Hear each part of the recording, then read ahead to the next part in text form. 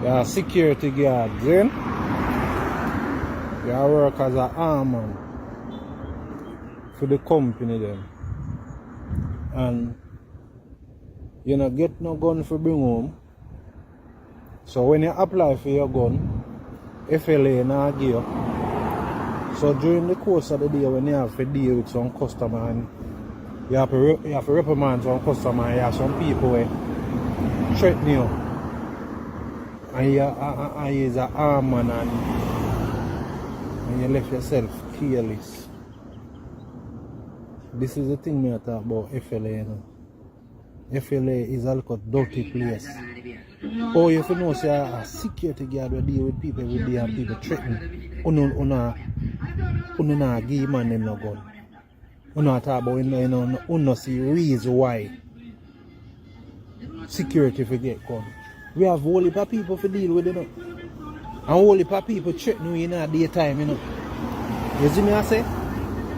FLA need to block up them follow ground, man. You see me? Yeah, big man thing.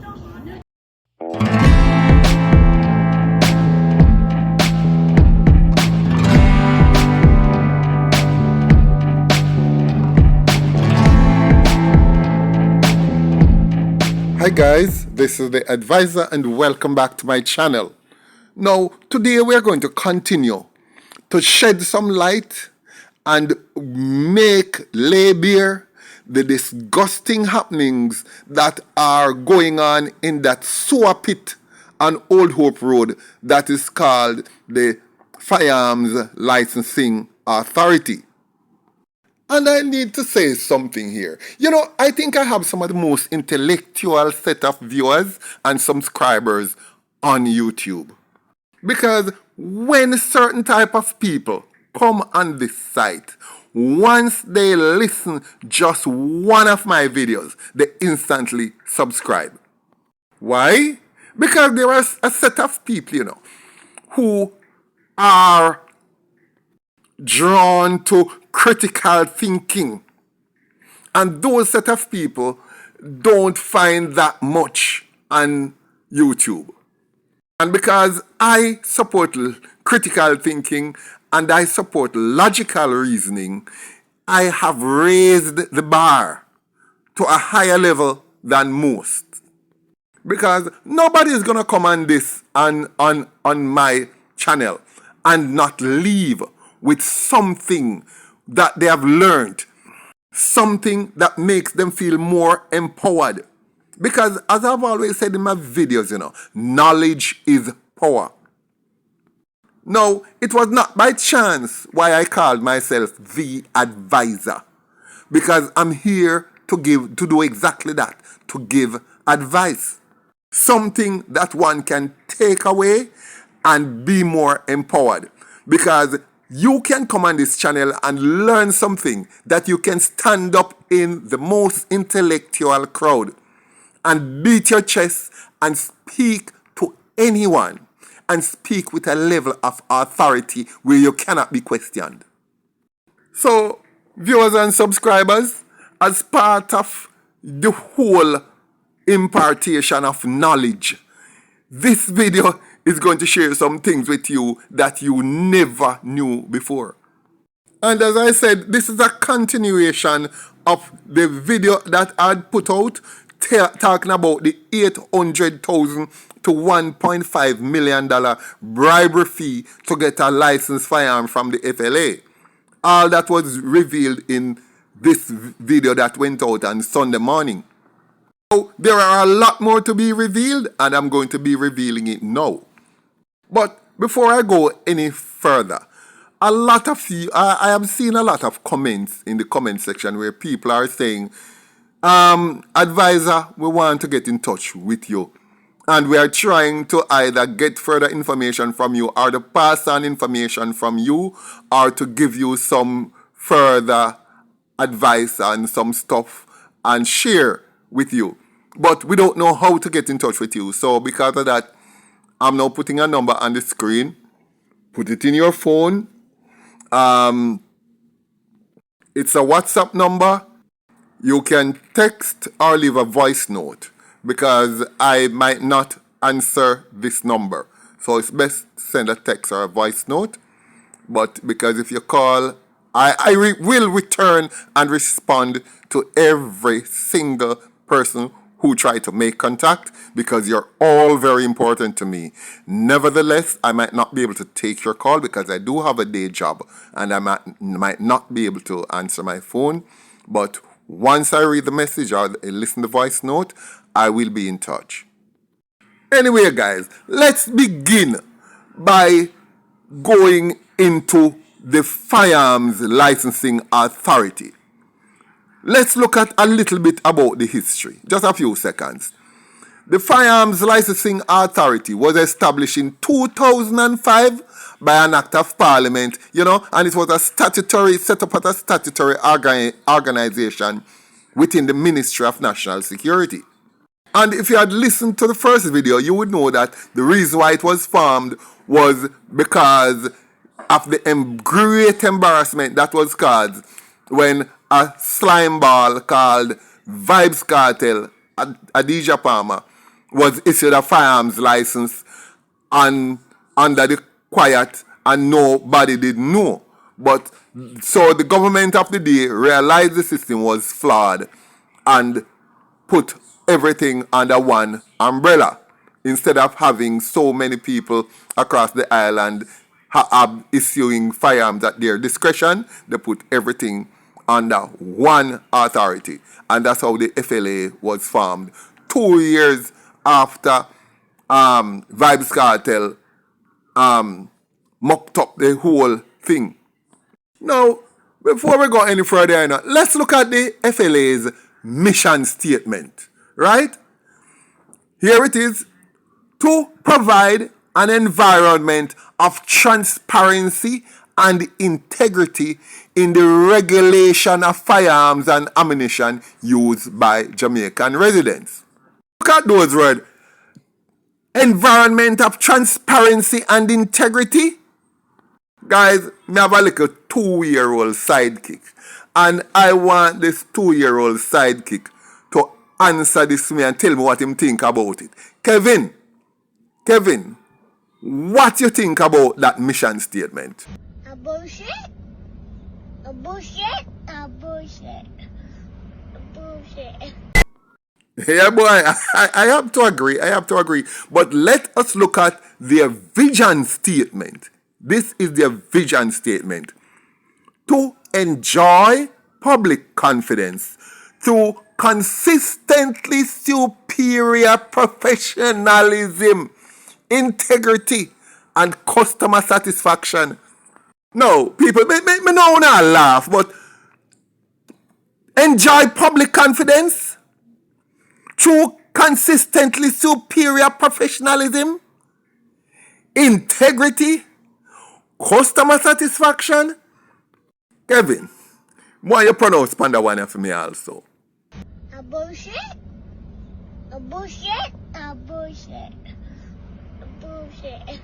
But what went wrong? Wasn't this system supposed to be an improvement on the old system? So why is it not working? Now, I'm going to tell you why it's not working. We might have heard the saying, we can't just take old wine and just throw it in a new bottle and expect say the wine are go different.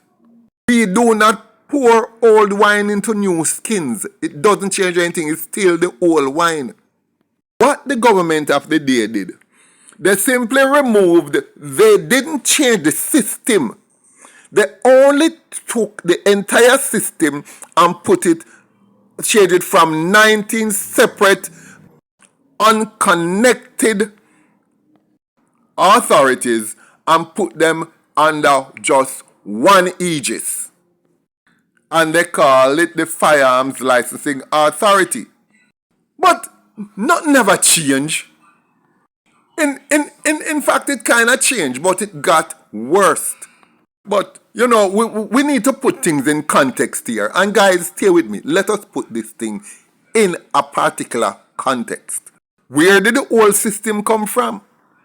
Well, it came from our former slave masters.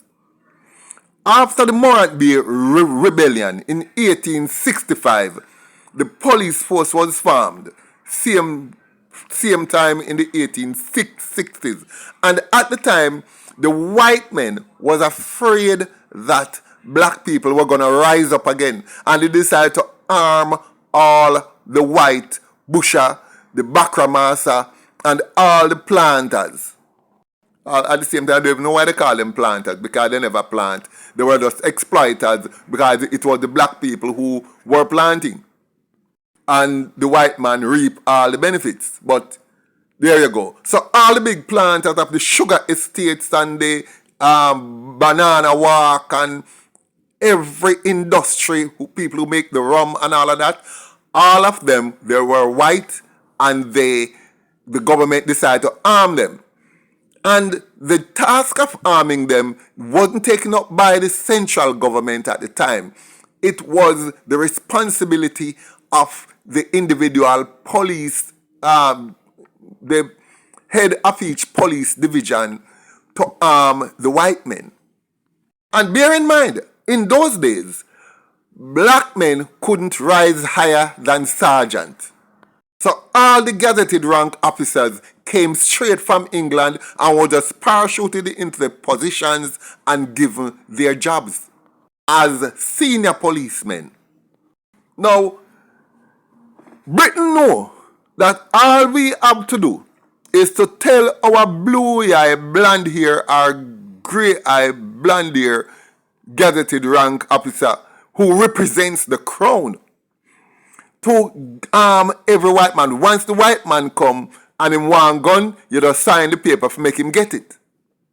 In those days, a black man couldn't own a gun. But of course, the black man would need to use guns. So here is how they did it. The white man, the Bakramasa, Busher, the Busher now, him get he buy the guns. And you know, in those days, when you're running those big farms, those massive farms, you have to have rangers. So, how black man get the use of guns legally at the time is that the white man would hire the ranger, and the white man would have the license to carry the firearm. Then what the white man would do is to then issue a permit from his firearm and give the black man the permission to carry his white man's gun. So Bakramasa owns the gun. The ranger or any other employee that the Bakramasa had, he used Bakramasa gun at Bakramasa's pleasure. But he could never own one. Now guys, what do you think has changed? Nothing. Because today, there is no member of Guardsman or Beryllium or Atlas or those people who carry around money who can get their own firearm without spending the 1.5 million. And on their salary, they can't own one. It's only the big man, them like Mr. Benjamin and the other people who owns these big security companies. They give you a permit to carry the now Bakramasa them gun, but you can never own one of your own. And if the Jamaican government does the same thing, you can carry the government's gun as a policeman or as a soldier, but you can't get one for yourself. So the Bakramasa thing is still with us. Now, back to the matter of the FLA. Nothing had changed with the way guns were issued, except that now you let one place issue the guns for all Jamaicans instead of you have different places who could have duplicated the same tasks in each parish. But all the loopholes for corruption was still intrinsic to the system as it was and still exists since the 1860s. And that is because it was at the total discretion of the gazetted rank white man back in the day, why anybody could get a gun, and they wasn't going to use that discretion to give any black man a gun. And today, that discretionary system clause still exists because there is no way an ordinary citizen who is working an ordinary salary or even a middle class person can get a firearm because of this discretionary clause in the system. And here is why the discretion rules over everything. Because you basically, let us bear in mind that how do you apply for a firearm? You have to first be established to be a person with a clean police record. Then you have to go out and you buy a safe to keep the gun. You have to grill your house so that your house is very secure. You have to have your own vehicle because they say they don't want you to be walking around and taking public transport with your weapon, to be around such a lot of people where you can be pounced upon quite easily. Then you have to go for firearms training, pay a licensed firearm instructor, go on the range, fire how many rounds, pay for so many rounds, fire them, and be certified competent by that instructor.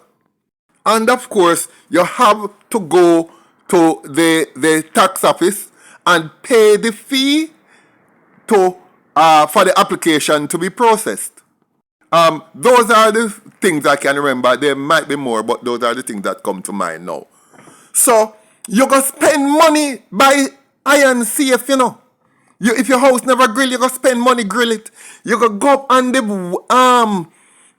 range and fire maybe 50 rounds, 100 rounds, whatever. Pay the instructor for the lessons. And when you go and everything you have done, you tick every box. You check every single box that is to be checked. And then the man slung around his desk. And with his discretion alone, just his discretion, him going to look for you and tell you, say, him don't see where you need one. Why put you through all of those things just to tell you you can't have it, even though you are fully qualified to have it? He just doesn't feel it, and he doesn't have to say anything further or why. That's the end of the matter. When you give somebody that plenipotentiary discretionary power to choose whether you are able to defend yourself or not, what? You leave the door open for corruption. Because you see, people as human beings, we want peace of mind. We want to feel safe in our homes, safe walking the streets. We want to be safe in our country. And if we know with the climate and the way Jamaica is, we want to be able to protect our life and property. And seriously, any man who can afford $1 million or $2 million or $5 million or more will pay the money to get this means of defending themselves. Because in truth and in fact, peace of mind, safety and security has no price too big to pay. So, with this kind of power, the plenipotentiary power that the FLA board has, it puts him next to God. It gives him the authority to decide, give them the authority to decide whether you live or die. And they would rather to see you die unless you can fork out some money to make them richer. So what is the solution? The solution is simply remove the clause of discretion. It's simply, has the applicant ticked every box on the application that's supposed to be ticked? Is everything line up and positive on the application?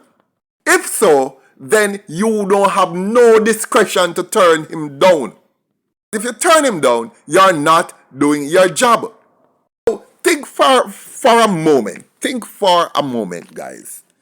If a man is an accountant and he wants to become a chartered accountant and he's going to do his ACCA exam, do you think after he has actually completed the syllabus and then sat the exam and go over the minimum that's supposed to give him, that means he has passed on this piece of paper, checked all the boxes, do you think that institution has the right to look at him and say, no, you should go, you shouldn't be an accountant, you should be a bus driver, you should be a pilot, or you should be something else?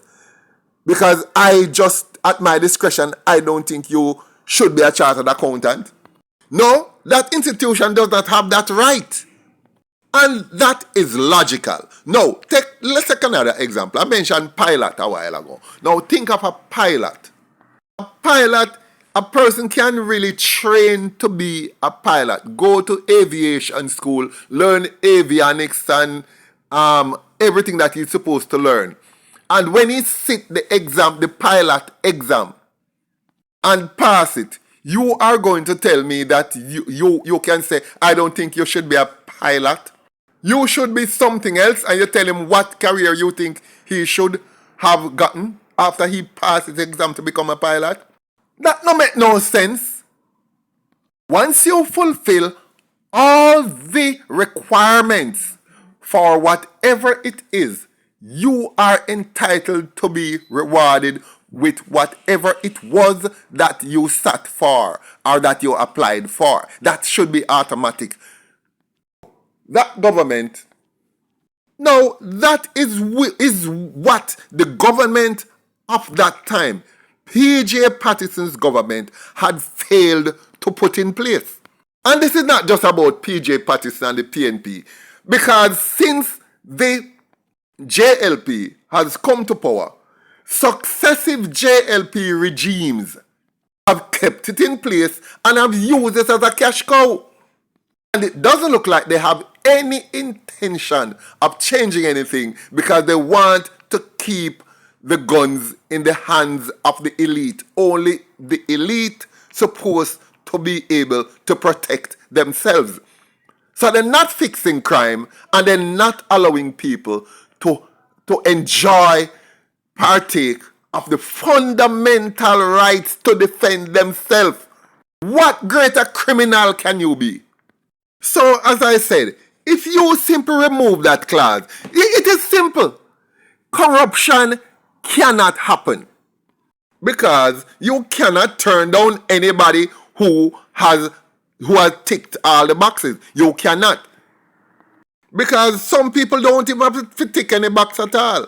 Because based on what I'm hearing, if you look like Magic Johnson's son, like this, and if you go in front of Shane Darling and tell him you want a firearms license, you are going to get it. As long as you come out of the sea and you know how to bend down and touch your toe, Shane Darling is going to see that you get a firearms license. When none of that never depend the piece of paper, and none of that was not in the requirements, in the official requirements of how a person get a license firearm. And if the government is not in league with this, they can fix it. But the thing is, do they want to fix it? I don't think so. And you know what I think should happen with the members of parliament on both sides? I have a lovely story that from Liberia in 1979, when Master Sergeant Samuel Doe took over Liberia in a coup. He carried all of them on the beach of Monrovia and lined up all of them and tie them hand behind them back and tie them on posts. And you can go look up the story. And that's supposed to go on out here with all 63 of them here and send all of them go to prison. Because that place, the Firearms Licensing Authority, is just a cesspool. It's just a corabunkus, if you want to say that, on this nation. And those 5 members of the board of the FLA, they have no shame. And that one day from the sea, who is the head of the FLA, Chief Executive Shane Darling, he, of course, is part and parcel of the system that is going on. So guys, that's how it is. Like, thank you for watching. Like, share, leave a comment below, and I look forward to seeing you in my next video.